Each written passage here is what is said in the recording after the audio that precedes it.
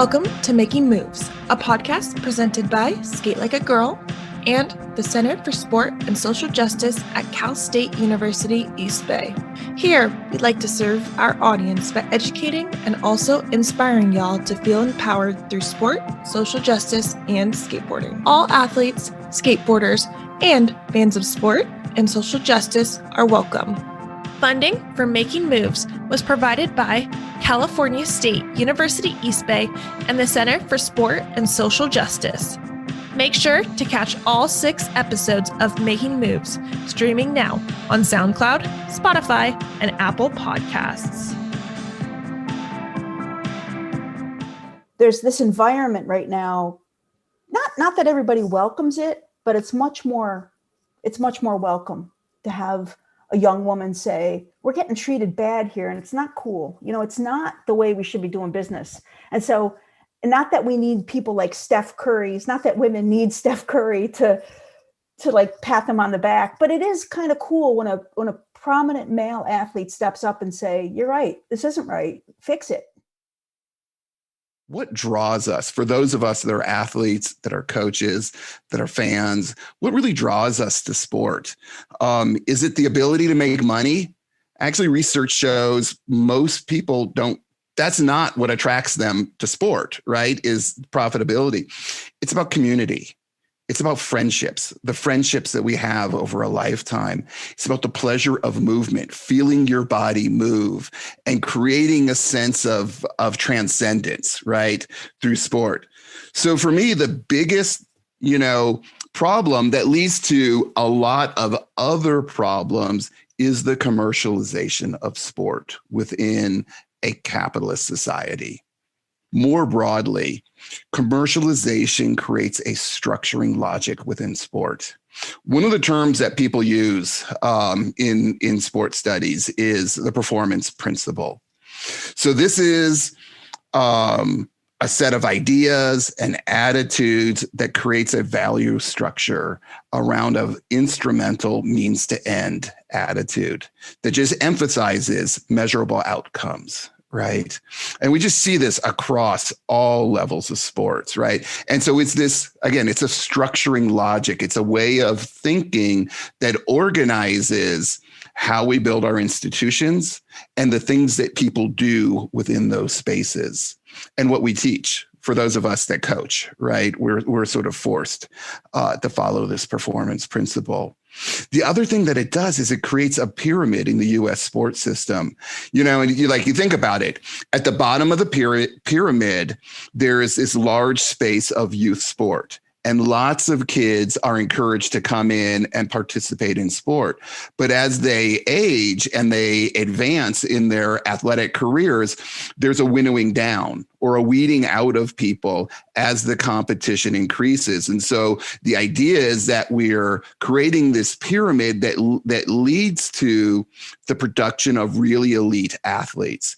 And so we do, the United States, we do great in the Olympics. I mean, in terms of the medal count, right?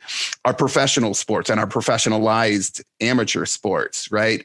Tremendous athletes. But what that means is a lot of people along the way fall out.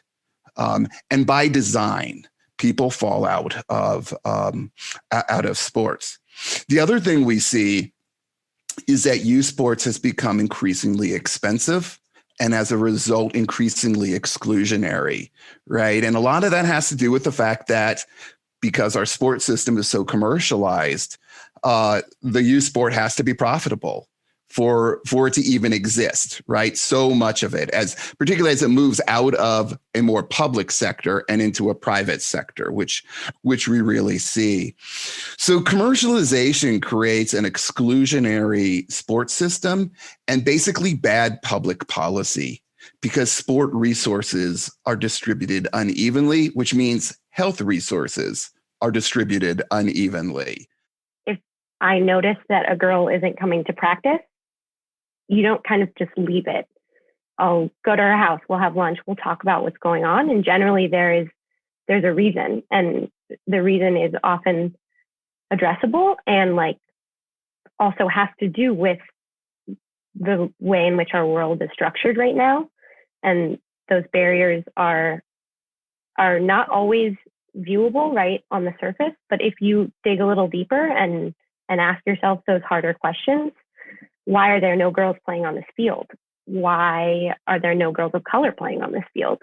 What about that space is creating that environment where girls and girls of color particularly don't feel comfortable? I think asking yourself those hard why questions is really important to then changing the way that you bring yourself into a space, create a space to ensure that those barriers disappear. I think asking those whys is really paramount in changing it. There's a different connection built with each participant. And I think that's something that I value so much because, again, like I said, growing up, I didn't even have a relationship with my coaches. It was kind of just show up and be a robot and do what you're expected to do today, which is quote unquote win, right? And with the Up to Us training, I remember going to it and being like, oh my God, like this, it was overwhelming for me because I've never been exposed to such coaching techniques in my life, nor I didn't expect so much from it in a positive way. It gave me this opportunity to approach how to build relationships with a participant or a player. And it's amazing because, like you said, this is what keeps participants wanting to show up. It goes beyond sports. That relationship that you build with each individual participant is different, but they're so strong because, you get to know them in a very different manner beyond their sports ability, which is amazing to me because, you can find a participant who's really good at soccer, for example, but it goes beyond that because you're with these participants learning to work with them outside of sports, essentially. And I'm so grateful for that. If you ask the question, what's wrong with you? It's kind of the wrong question. You should be asking what happened. What happened in the past to you that you haven't been able to process that's now resulting and manifesting in this way. And so it's kind of a good way of just being really sharp about what's the question you need to be asking to solve the problem that we're trying to solve. And so that became what's happened to you is like, the simplest way of saying that is why so sad? Like, why are you so sad? Think back. What happened? That's where it came from, really. And then it sort of sounds a bit flippant, but if you take it seriously, it's actually a serious question. So that became this, hey, well, let's sad plans and then sad grabs. And there's a play on words and some fun we can have in that. And skateboarding at the same time is trying to find a lighthearted way into a tough subject, basically. And that's that. Totally. And you see on Instagram, and there's, people have submitted sad plans to me last year, and we made a video and a collage and did a board with reel that was awesome, raised some money, did an event, and made a video that lots of people got to watch and got their brains thinking about the subject, and hopefully kept the dialogue going and gave people some new ideas about how they can approach it and where they might get some help or different ways of thinking about their own mental health. Mental health issues were on the rise. And, looking at depression, for example, as being one of the leading causes of disability, or suicide, second leading cause of death in the world and in the US, between 15 and 29 for the world and 10 to 34 for the US. And I was thinking this is huge. So I started digging a little bit deeper and realizing that not only is this happening throughout society, but it's even worse on college campuses. And it's rising even quicker on college campuses. And so I decided to take more of a social psychological perspective and taking a cue, I guess, from the World Health Organization and looking at the way they looked at health. And they basically said there's 4 aspects of health, which is physical, mental, social, and spiritual well-being. And therefore, in order for me to try to understand mental health a bit more and why it's elevating in some and not in others, or why it's more prevalent in certain races or genders and different groups, I decided to do a holistic survey out there based on some selected surveys that are already done in the social psychological community, and being able to see does any of this social, physical, and or spiritual health impacts mental health in some way. And after running the data, we're currently in the write-up. Cecilia, for example, is helping me out on this and doing a lot of research on it and doing a lot of writing on it. But we found that there was significance in all, meaning that the higher your spiritual health levels are, the better your mental health is. The higher your social support or social health is, the better your mental health is. And then, of course, the more physical activity, I used more of a physical activity questionnaire, and the higher your physical activity levels are, the better your physical health is. And I myself have also have had my own little struggles here and there. I struggled through like depression and anorexia all throughout high school, and that was pretty tough on me. So, this research on mental health really hits close to home for me. And so, as Dr. Mike mentioned, we're trying to get people to see that, people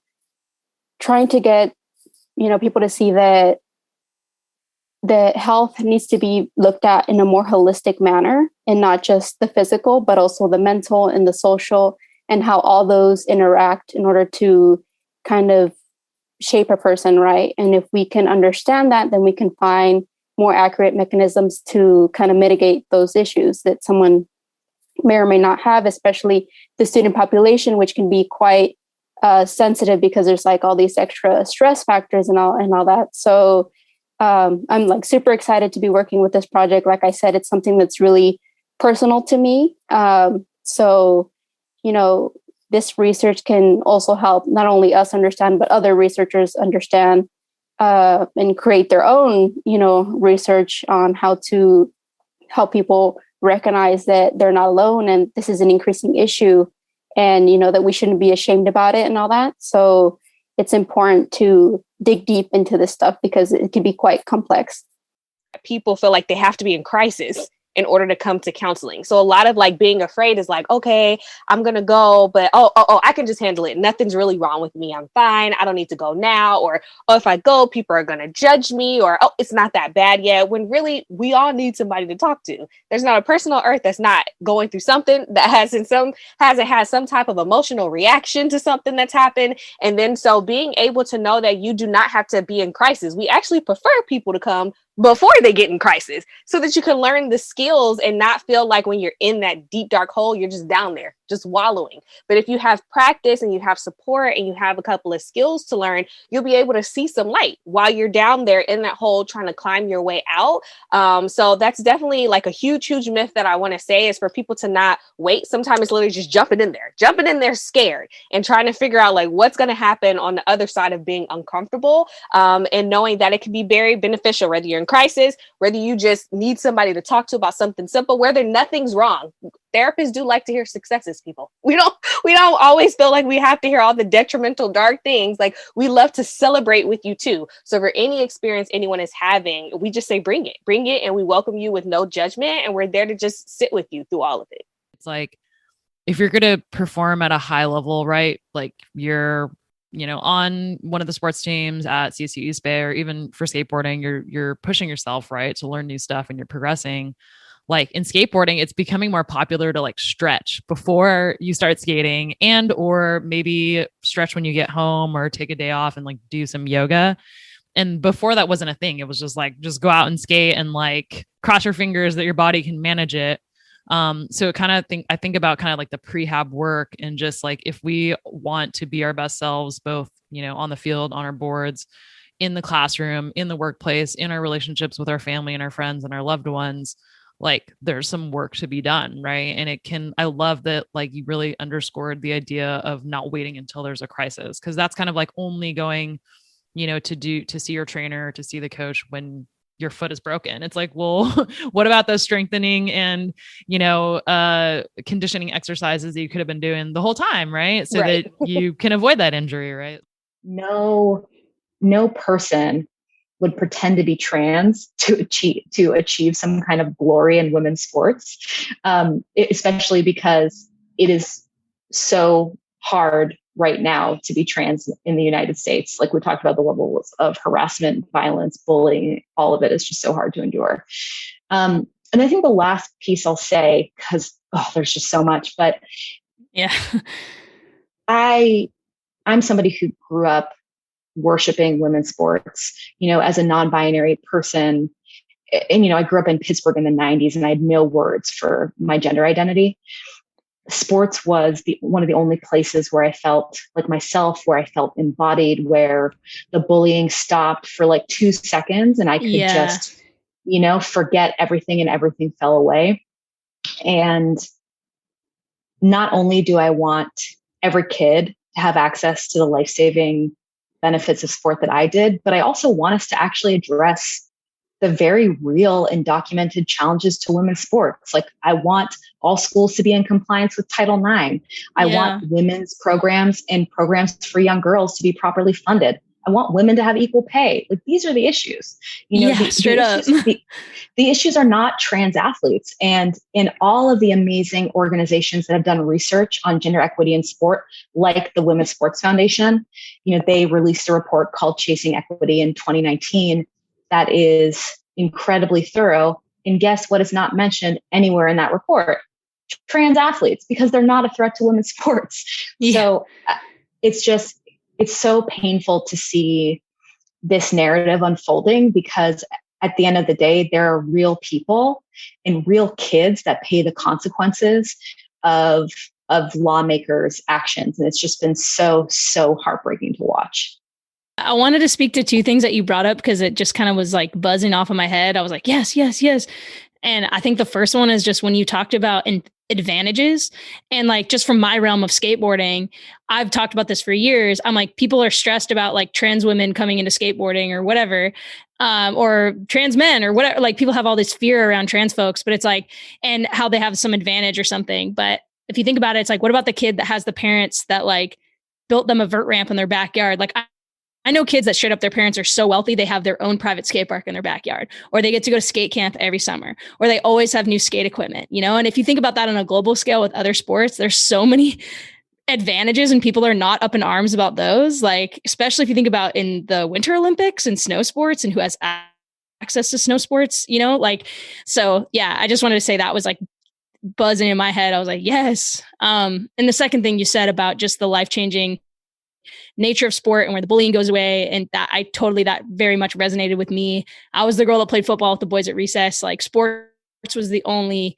area that I really felt like I could fully be myself, and robbing that of young people and any human being, but especially young people. Like, man, I got chills when you were talking about that. Like, it just breaks my heart. So thank you for, sharing and unpacking those myths and fictions. And, hopefully we can, as a community, start to, talk about the real inequities, which are like, making sure women do have more access to sport. If that's the concern, okay, let's go for it. Like, what's up with Title IX? I am non-binary. So it's like, even if I wanted to even consider being an Olympian in anything, like there's not gonna be a third option for non-binary people. Like, how are you gonna even throw us in there? I am on hormones though, so they would be like, oh, well, we're going to consider you a man. And like, now you have to have all of these surgeries. Like, yeah, for my personal body, I am working on getting top surgery, but that's just for me being comfortable in my own body. I don't want to be a man. Like, I don't need any bottom surgery. I don't want any bottom surgery. If I do eventually change my mind, that's on me, but that's not going to affect me doing this sport or skating. Like, that makes no sense. And also, like, you have to be a full trans person. Like, that, these rules make no sense. Like, how do you categorize something like that? Like, a trans man, there's trans men, trans women. Like, they don't want certain like surgeries. Like, why do these surgeries give us like our identity or like qualify us for being like trans? Like, that makes no sense. If I show up to a space where I'm going to introduce myself, and like, let's say I'm the only trans person there, and I start by being like, hey, my name's Alexa, I use she, her pronouns. And then the person that I'm talking to is like, hey, what's up? I'm Jim. And it's like, oh, cool. Because like, I see why you think like that. The expectation is that I'm going to share my pronouns with you. And then when I pass it to you, and I've kind of set that expectation by doing so myself, what I see happen when you don't share your pronouns is you're like subtly telling me, like, like there's already an expectation in your mind. I don't need to tell you what my pronouns are because I expect you to know. And like, that's a privilege that cis people have to like subconsciously just like expect everyone to know how they identify. And so another thing is like, if I introduce myself with my pronouns and then someone doesn't like kind of reciprocate that and makes that assumption, that kind of is another indicator that I'm like, I don't know where you stand on my identity as a person. Like, this is like who I'm wrapped up in myself as my identity. And now I have to constantly wonder, like, the people I encounter, is this going to be a problem? Like, am I going to be safe in these spaces? And that's like one of the first like little indicators that I can be like, we might have an issue. But I also think just like from a less like, maybe like a less like intense standpoint, I think that there's just value in normalizing that, because it raises the question for everyone and like gives a person who might not have considered to think about how they identify to think, well, what pronouns do I want to use? Not necessarily the ones that have been given to me, but like what resonates with me. And it just opens the opportunity to normalize the conversation around like embracing the identity that you feel most comfortable being a part of, being with, and representing you. It would be ignorant of us to say that skateboarding is that much more inclusive than the world around it. Like, it doesn't exist separately from any other existing issues in the world, because skateboarding takes so much tenacity and just like willingness to try over and over again. Like, no matter what level of skateboarding you're at, it's always hard, basically. Like, so I think that it still just stays challenging no matter where you are within it. So that common ground, like in a perfect world, would be enough to make it inclusive. But I don't know. I don't feel like it is entirely inclusive right now, but I have hope for it, I would say.